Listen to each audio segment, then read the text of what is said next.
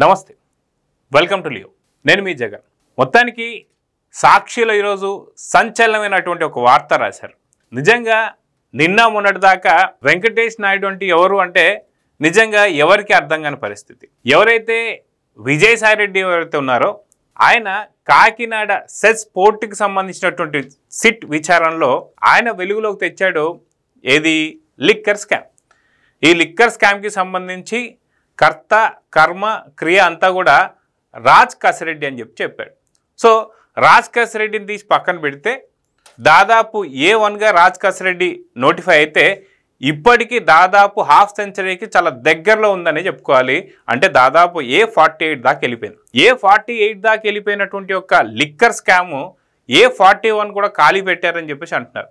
So ఇదంతా పక్కన పెడితే ఏదైతే హైకోర్టుకి చార్జ్ షీట్ సమర్పించింది సిట్, ఆ సిట్ కూడా దాదాపు జగన్మోహన్ రెడ్డి గారి పేరు 2 నుంచి 3 సార్లు ప్రస్తావించిందన్న సంగతి కూడా అందరికీ తెలిసిందే. సో ఇదంతా పక్కన పెడితే నిన్న మొన్నటి దాకా వైఎస్ జగన్మోహన్ రెడ్డి గారితో వెంకటేష్ నాయుడు, నిన్న మొన్నటి దాకా వెంకటేష్ నాయుడు విత్ చెవిరెడ్డి భాస్కర్ రెడ్డి అని చెప్పి చూసాం. అదేవిధంగా చూసుకుంటే ప్రతి ఒక్క వైసీపీకి సంబంధించినటువంటి ఒక అధికారులు ఎవరైతే ఉన్నారో వాళ్ళందరి ఫోటోలు కూడా బయటకు వస్తున్నాయి. ఇవే కాకుండా తెలంగాణలో ఫోన్ ట్యాపింగ్ కేసు ఎంత పెద్ద సంచలనమైందో అలాంటి వారితో కూడా మనోటి ఫోటోలు ఉండడం మనం చూస్తూ వస్తున్నాం. ఇవే కాకుండా ఏపీ లిక్కర్ స్కామ్కి సంబంధించినటువంటి ఒక ఈ కేసు ఏదైతే ఉందో దీంట్లో ఉన్నటువంటి ఒక వెంకటేష్ నాయుడు, ఢిల్లీ లిక్కర్ స్కామ్లో ఉన్నటువంటి ఒక కల్వకుంట్ల కవిత గారితో కూడా ఫోటోలు ఉన్నాయి.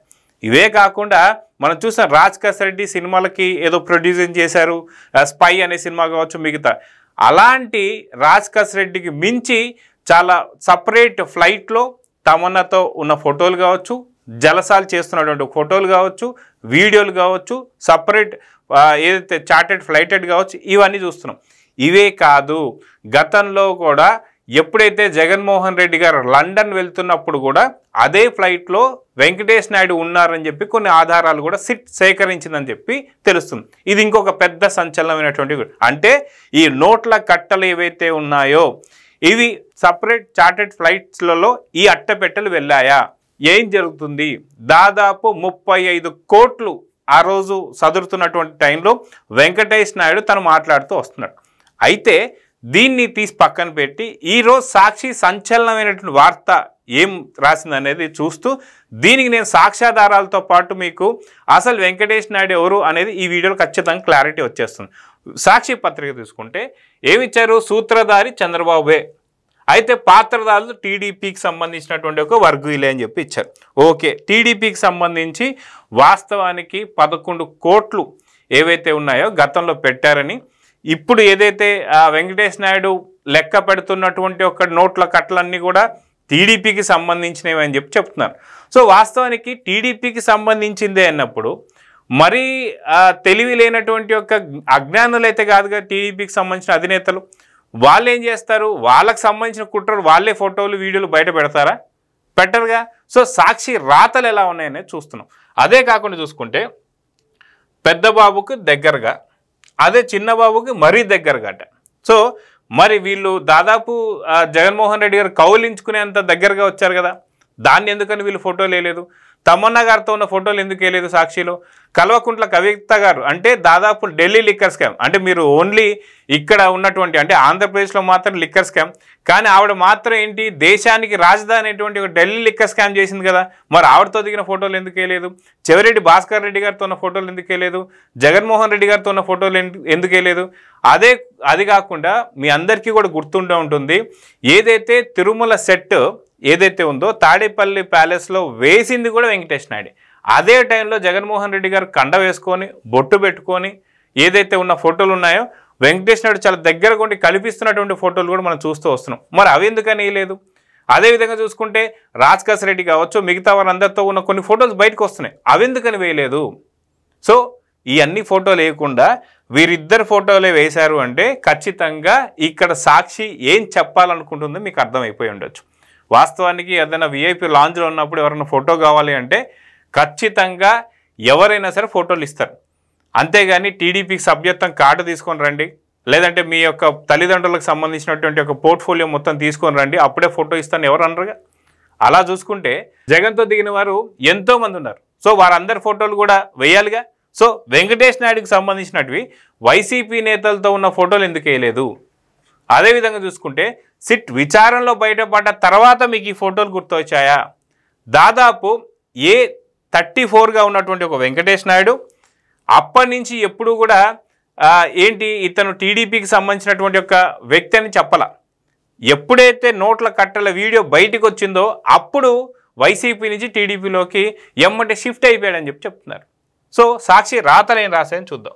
ఇక్కడ చూసుకుంటే రెడ్ బుక్ కుట్ర కపట నాటకం అట. అదేవిధంగా తీగల విజయేందర్ రెడ్డి సహకారంతోనే ఈ 11 కోట్లు, ఇది 11 కోట్లు ఏవైతే ఉన్నాయో దాని గురించి కాదు చర్చ. 11 కోట్లు ఏవైతే ఉన్నాయో అది శంషాబాద్ ఎయిర్పోర్ట్ దగ్గర సమీపంలో ఉన్నటువంటి ఒక ఫామ్ హౌస్, సులోచన ఫామ్ హౌస్లో. సులోచన ఫామ్ హౌస్ ఎవరిది అనేది మీ అందరికీ తెలిసిందే.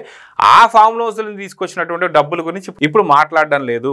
ఏదైతే డెన్లో 35 కోట్లు లెక్కబెట్టిన వీడియో గురించి మాట్లాడుతున్నారు. ఇక్కడ ఒక వక్రీకరించేటువంటి ఒక రాత. అదేవిధంగా చూసుకుంటే ఈయన టీడీపీ నేత తీగల కృష్ణారెడ్డి సోదరుడు కుమారుడు అయి ఉండొచ్చు.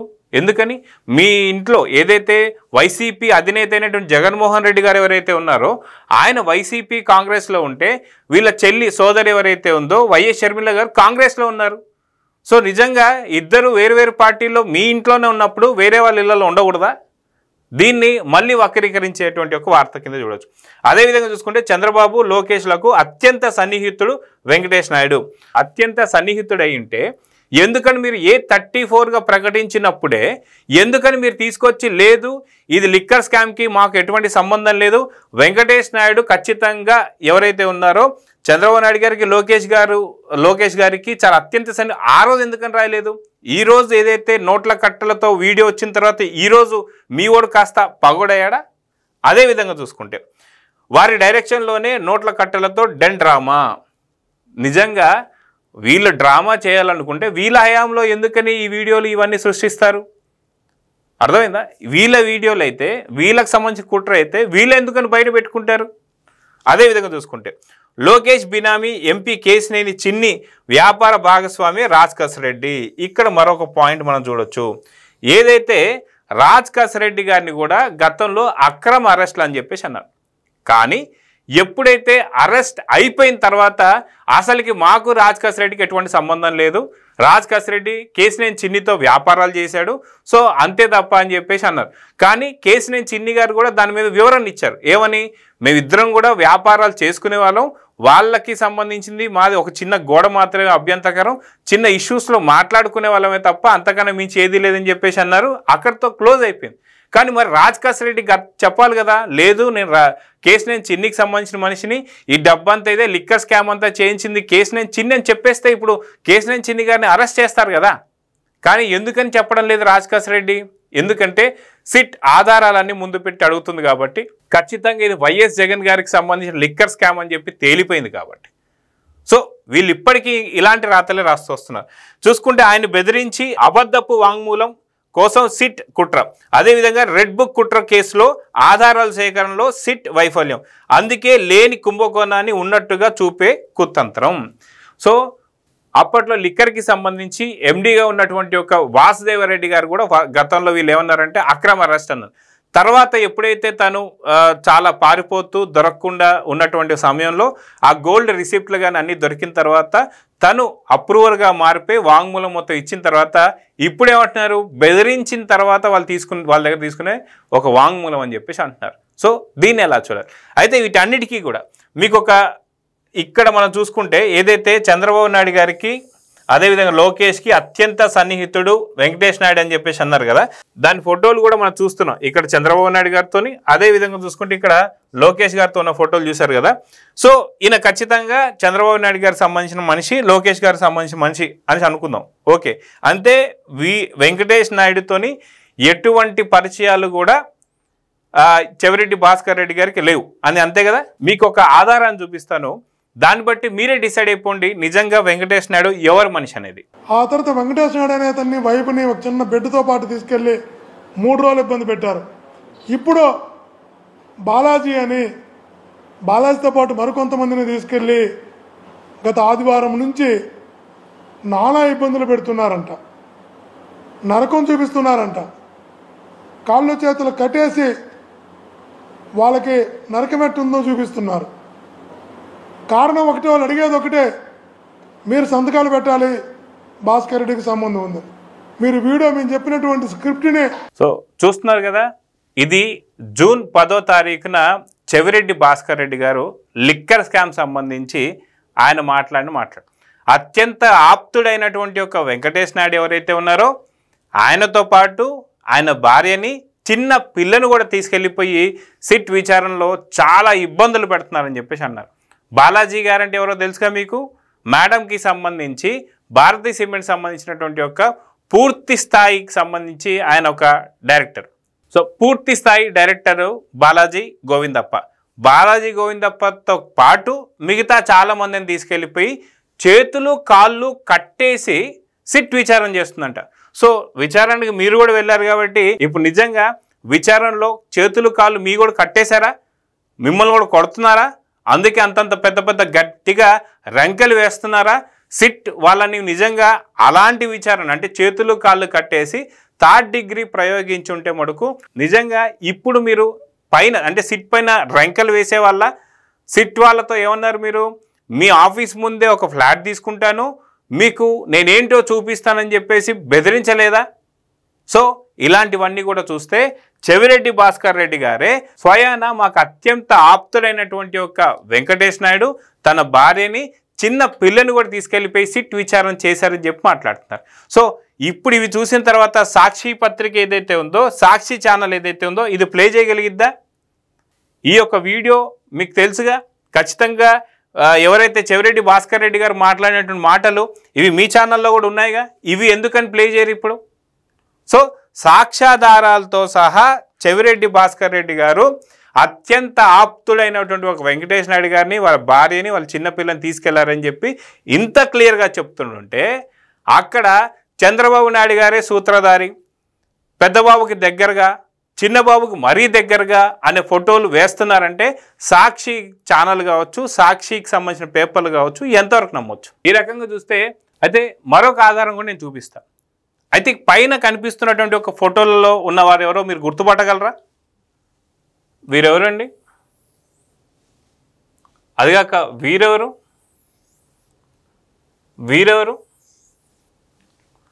అదేవిధంగా చూసుకుంటే ఇక్కడెవరు గుర్తుపట్టారా?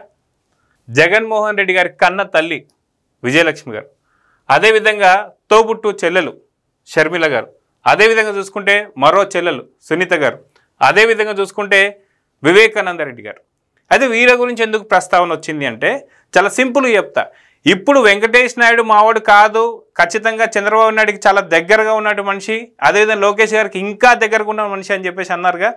ఇదే పత్రిక రాజ్ రెడ్డి గారు అరెస్ట్ అయిన తర్వాత అరెస్ట్ అవ్వకముందంతా కూడా అక్రమ అరెస్ట్ అన్నారు.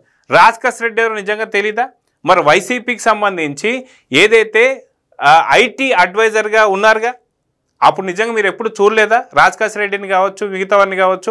ఇప్పుడు రాజ్ రెడ్డి ఎవరో అప్పట్లో ఎక్సైజ్ మినిస్టర్గా ఉన్నటువంటి ఒక నారాయణ స్వామి గారు కావచ్చు, అదే టైంలో డిప్యూటీ సీఎం కూడా, ఆయనకు కూడా తెలియదంట రాజ్ రెడ్డి అంటే ఎవరు.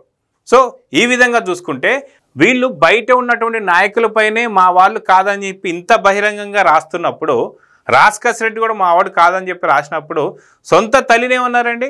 సొంత తల్లికి సంబంధించి అప్పట్లో గౌరవ అధ్యక్షురాలుగా వైసీపీకి ఉంటే తీసి పక్కన పడేశారు. విజయలక్ష్మి గారిని అంతంత మాటలన్న తర్వాత ఆవిడ ఏం చేశారండి? ఆవిడ మీరేమన్నారు? చంద్రబాబు నాయుడు గారు ఇచ్చే స్క్రిప్ట్ చదువుతున్నారని చెప్పి అన్నారు. అప్పుడు కంటతడి పెట్టుకోలేదా విజయలక్ష్మి గారు?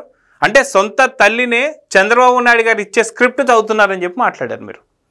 అదేవిధంగా చూసుకుంటే సొంత చెల్లినేమన్నారండి? పసుపు చీర కట్టుకొని వెళ్తే ఏదైతే షర్మిల గారు పెళ్లి కార్డు ఇస్తానికి వెళ్తే షర్మిల గారిని వెళ్ళి ఏమన్నారు మీరు? వైఎస్ షర్మిల గారిని ఏమన్నారు?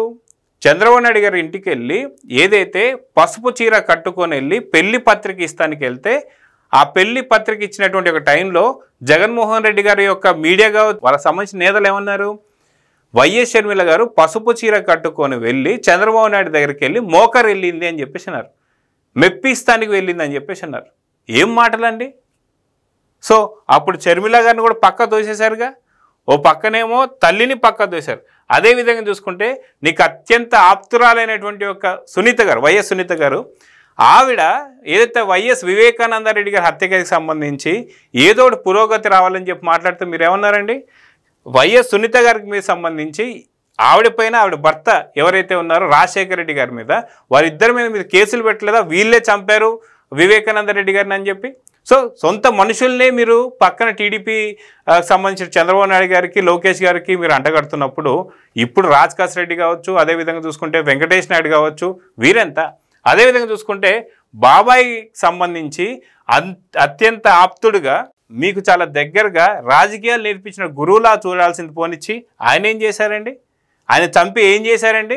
నారాసుర రక్త చరిత్ర అని చెప్పి రాయలేదా? అప్పుడు చంద్రబాబు నాయుడు గారి పేరు చెప్పలేదా? అదేవిధంగా చూసుకుంటే బీటెక్ రవి కావచ్చు, ఆదినారాయణ కావచ్చు, వీరు చంపారు అని చెప్పేసి చంద్రబాబు నాయుడు గారి చేతులు ఇంత పెద్ద కత్తి పెట్టి కారుతున్న రక్తపు బొట్లు పెట్టి నారాసుర రక్త రాయలేదా? అప్పుడు నిజంగా ప్రజలు నమ్మారు కాబట్టే ఇప్పుడు ఈరోజు 2019-24 దాకా జరుగుతున్నటువంటి విధ్వంసాలు చూసాం. దాంట్లో అత్యంత పెద్ద విధ్వంసం లిక్కర్ స్కామ్. ఇది ఎన్ని వేల కోట్లు, ఎన్ని లక్షల కోట్లు అనేది తేలాల్సింది. సో మొత్తానికి వెంకటేష్ నాయుడు ఎవరు అనేది మీకు ఇప్పుడు చాలా కంప్లీట్గా క్లియర్గా అర్థమైనట్టుగా చూడొచ్చు. అదేవిధంగా చూసుకుంటే చంద్రబాబు నాయుడు గారు మనిషి అని చెప్పేసి అన్న పెద్ద ఆశ్చర్యం లేదు. ఎందుకంటే తల్లి కావచ్చు, చెల్లి కావచ్చు, చంద్రబాబు నాయుడు స్క్రిప్టే చదువుతున్నా అని చెప్పేసి అన్న తర్వాత నిజంగా తల్లి చెల్లి పైన ప్రేమే చచ్చిపోయింది అన్న తర్వాత నిజంగా మిగతా బయట ఉన్నటువంటి ఒక వ్యక్తులపైన ఎందుకని ప్రేమ ఉంటుంది? వీళ్ళ సాక్షుల రాతలు అలానే ఉంటాయి. సో చూద్దాం. మొత్తానికి మీరు వెంకటేష్ నాయుడు ఎవరు మనిషి అనుకుంటున్నారో కామెంట్స్ రూపంలో తెలియజేయండి. నమస్తే. Please subscribe to Leo News for more videos.